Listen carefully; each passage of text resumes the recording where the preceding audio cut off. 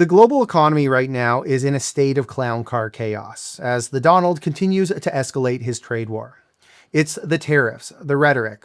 Things right now are more uncertain than my stomach the morning after a drunken Taco Bell binge. Trump paused some tariffs, then he escalated some tariffs, then paused some other ones, then increased the original ones, and so on and so on. It's confusing. The countries being tariffed don't even know what's going on, and it's gotten to the point where no one can keep up.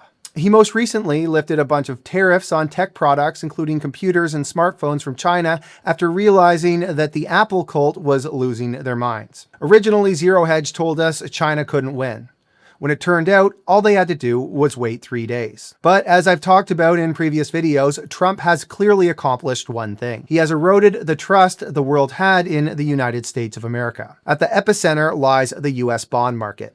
Once a bastion of stability, now reeling from plummeting prices and surging yields. And now the 10-year Treasury yields spiked from 3.9% to over 4.5% in just days, rattling investors, governments, and central banks alike. Trump is watching the bond market closely, and it seems to be the one thing keeping him in check, despite how he communicates it in a way only Donald could. I was watching the bond market. The bond market is very tricky. I was watching it, but if you look at it now, it's beautiful. The bond market right now is beautiful. But yeah, I saw last night where people were getting a little queasy. It's tricky, beautiful, and making everyone a little queasy. Sounds like a Matchbox 20 hit.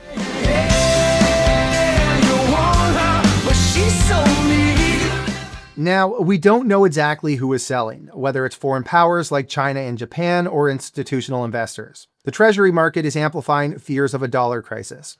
Every time those treasuries get sold, someone is getting US dollars, and when someone gets US dollars, those dollars have to find a home. If what it looks like is happening, then this isn't abstract finance. It's a seismic shift with tangible consequences for mortgages, loans, and everyday wallets. Let's start with the basics. What's the bond market? Imagine it as a giant legal loan shark operation for international finance. Governments and companies borrow money by selling bonds, which are just fancy IOUs to investors. You buy a bond and then they pay you interest over time. The interest rate is called the yield, and it is like the price tag on borrowing money. Here's the part you need to understand. Bond prices and yields move in opposite directions. When bond prices drop, yields spike, meaning it costs more to borrow. Think of it like a seesaw. When one side goes down, the other side shoots up. Right now, that seesaw is going haywire. The 10-year Treasury yield is a big deal because it sets the tone for everything from mortgages to car loans. So why is this happening? Well, as we talked about, it's because Trump is swinging tariffs around like a kid with a new toy hammer. This chaos is freaking out investors, and when investors panic, they sell stuff, like US Treasury bonds. So who's selling? Right now, we don't know. The fear is that big players like Japan, China, and maybe even the EU are dumping their US Treasuries as retaliation for Trump's trade tantrum.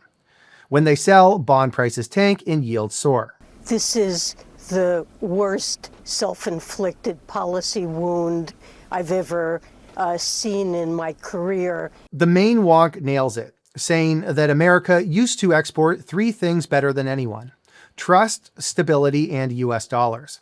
But Trump's turned that into a dumpster fire in less than 100 days. Let's break it down.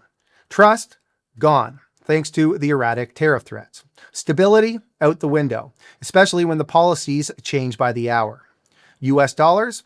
Well, the Dixie, also known as the dollar index, is down nearly 10% from its January highs. The main wonk is spot on.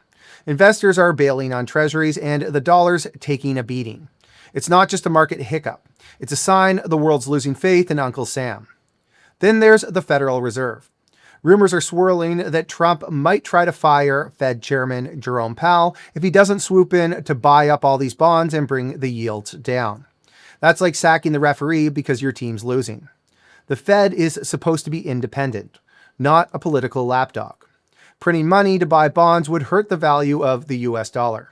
But Scott Bessent tried to spin it on Fox News, saying it's not a big deal, and it's really about working with allies to stop China's cheap goods from flooding the rest of the world. So our allies, part of our discussion, as our allies come in and talk to us, is how do we get China to rebalance? That is the big win here. Scott, I don't know how you expect that to happen after Trump just spent the last 3 months trashing everyone but Russia. Trump naturally thinks he's a genius. He's bragging he solved the bond market problem very quickly. But he didn't solve it. He flinched. And you know it's bad when even the talking heads over on Fox News are calling him out. Trump even admitted that it wasn't the art of the deal or be cool. He said he was watching the bond market. And that's what decided this. He had to cave.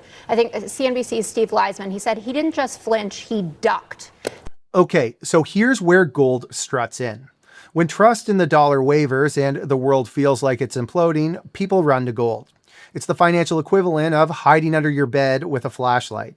Gold prices have blasted past $3,200, up over 6% in the last week, as people realize there's only one way out of this mess. And that's the solution to every government problem: printing more money. It's not just a fluke. When faith in fiat currency crumbles, gold becomes king. And investors start betting on it like it's the last lifeboat on the Titanic. So where do we go from here? Trump's dialed back some tariffs with that 90-day pause, but it's like putting a Band-Aid on a broken leg. The Fed could step in with quantitative easing and print money to buy bonds, but that's just kicking the can down the road. As Keith McCullough from Hedgeye says, the US dollar is collapsing. It's a get the fuck out trade. Not exactly a warm, fuzzy feeling. Trump's trade war has turned the bond market into a roller coaster, trashed global trust, and sent gold prices soaring. And the 10-year yield spike tells us the selling's not over. Again, we don't know for sure who is selling. But as Luke Gromen puts it, if it's not foreign countries dumping treasuries, how does that make anyone feel any better? If this keeps playing out like this, borrowing costs will keep rising and the dollar will take an even bigger hit. Something's got to give. Maybe Trump backs off more, or maybe the Fed caves. Or maybe it's too late. This isn't just a Wall Street drama. It's your life. For my American friends, higher borrowing costs mean tighter budgets, and a weaker dollar means your money buys less. Trump's eroded trust worldwide, and the bond market's showing the scars. Gold's the winner here, laughing all the way to the bank as investors flee the chaos. If you're not watching yet, start now, because this mess isn't cleaning itself up anytime soon. All right, everybody, thanks for watching. If you enjoyed this video, do me a favor, smash that like button, subscribe, ring that notification bell. Also, guys, if there's stories you want me to cover, let me know in the comments section. Thanks for watching, everyone.